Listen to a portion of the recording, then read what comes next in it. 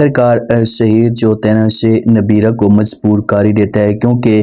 جب سے جو شہیر نے نبیرہ کو انکار کیا کہ بھئی آپ یہ جاب نہیں کریں گی چاہے جو کچھ بھی ہو جائے، تو اس کے بعد نبیرہ جو تھی نا اسے اداس رہنا شروع کر چکی تھی، نہ کسی کے ساتھ صحیح طریقے سے بات کرتی تھی، ہر وقت اکیلی رہتی تھی۔ تو اس کے پاس آتا ہے شہیر، آ کر بات کرتا ہے، اسے سمجھانے کی کوشش کرتا اور کہتے ہیں کہ دیکھیں نبیرہ، جو کچھ بھی ہونا تھا وہ تو ہو چکا ہے، آپ میری بات غور کے ساتھ سنیں، دیکھیں کہ پہلے بھی میں آپ کی وجہ سے بہت سارے خونی رشتوں کو میں ناراض کر چکا ہوں، ان کے ساتھ لڑ چکا ہوں، تو مزید آپ مجھے مجبور مت کریں، اس میں اتنی بڑی بات کون سی ہے؟ اگر آپ جو اپنے صاحب کو انکار کر دیں گی، آپ یہ جاب نہیں کریں گی تو کوئی اتنی بڑی بات نہیں ہے، چھوٹی سی بات ہے۔ لیکن جب یہ باتیں نبیرہ سنتی ہے تو یہ صاف الفاظ میں انکار کر دیتی ہے اور یہ اپنی ضد پہ قائم و دائم ہوتی ہے۔ یہ کہتی کہ چاہے جو کچھ بھی ہو جائے میں یہ حسود میں جاب کروں گی، میں صاحب کو اپنے باس کو انکار نہیں کر سکتی۔ یہاں پر نبیرہ کی غلطی بنتی ہے،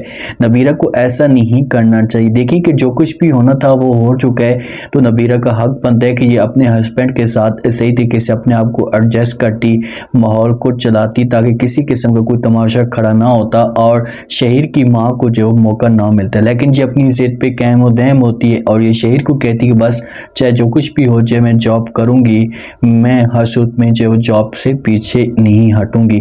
جو باسط ہوتا ہے نا اسے نوشین کے ساتھ تھوڑا بہت ٹھیک ہوتا ہے، نوشین کے ساتھ آ کر بات کرتے ہیں، نوشین کو کہتے ہیں کہ آپ کو جو کچھ بھی چاہیے، آپ جو بھی اپنی زبان سے الفاظ نکالیں گی تو میں حسود میں پوری کرنے کی کوشش کروں گا، میں ہمیشہ آپ کے ساتھ ہوں۔ لیکن جب اسے دونوں ڈسکس کرتے ہیں تو وفات جو ہوتی ہے، اسے وفا کو تو موقع چاہیے ہوتا ہے اور وہ موقع کا فائدہ اٹھاتی ہے۔ جب باسط باہر کھڑا ہوتا ہے تو چائے اس کے پاس لے کر جاتی ہے اور بات کرنا شروع کر دیتی ہے، تھوڑا سا اپنے آپ کو جو وہ تنہا محسوس کروا رہی ہوتی ہے۔ تو باسط جو ہوتا ہے اسے وفا کے ساتھ بات کرتا ہے، وفا کو کہتا ہے کہ آپ کو پریشان ہونے کی کوئی بھی ضرورت نہیں ہے، میں ہمیشہ آپ کے ساتھ کھڑا ہوں اور کبھی بھی جو آپ کو اکیلا نہیں چھوڑوں گا، آپ کو کسی بھی چیز کی ضرورت ہوگی تو میں آپ کو دینے کے لیے تیار ہوں۔ اور یہی چیزیں تو وفا چاہتی ہے، وفا کو یہی سب کچھ چاہیے کہ بس ایک دفعہ میرے کنٹرول میں جو وہ آ جائے باسط، اس کے بعد جو ہوگا وہ دیکھا جائے گا، اور ایسا ہو رہا ہے۔ اور نورشین جو ہے نا اب جس حساب سے پیچھے ہوتی جا رہی، تو ایک وقت ایسا آئے گا کہ یہی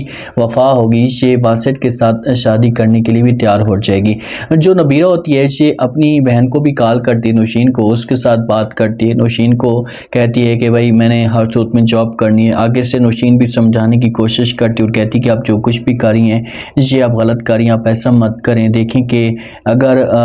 گھر کے اندر اختلافات پیدا ہو رہے ہیں تو آپ جو ایسا کریں کہ انکار کر دیں۔ لیکن نوشین جو ہوتی ہے، جسے نبیرہ جو ہوتی ہے، اس سے انکار کرتی اور کہتی کہ نہیں میں انکار نہیں کر سکتی، چاہے جو کچھ بھی میں جاب کروں گی۔ نوشین کہتی کہ دیکھیں کہ آپ نے جو وہ اتنی بڑی پہلے بھی قربانی دی ہے، آپ نے محبت کے ناطے جو شادی کی ہے، تو اب آپ کے ہاتھ سے سب کچھ جا سکتا ہے اگر آپ نے یہ ضد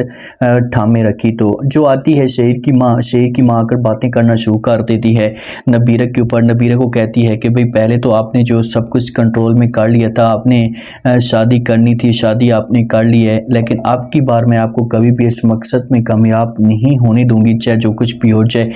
یہ اب میرا بیٹا ہے اور آپ کی کوئی بھی بات نہیں مانے گا، آپ یہ جاب نہیں کریں گی، بس میں نے یہ ڈیسائیڈ کر لی ہے۔ تو یہ باتیں جب یہاں پر سنیں گی نبیرہ، تو نبیرہ کو یہاں پر آئیڈیا ہو جانا چاہیے، اسے اس بات کی سمجھ آ جانی چاہیے کہ یار یہ کس قسم کی عورت ہے، تو یہ پھر محتاط ہو جائے اور شہیر کی بات مانے اور یہ جاب نہ کرے، کیونکہ اگر یہ جاب کرتی ہے تو دوریاں پیدا ہوں گی اور اس میں بہت بڑا نقصان ہو جائے گا ہماری جو وہ نبیرہ کو، اور یہ ہاتھ دھو بیٹھے گی شہیر سے۔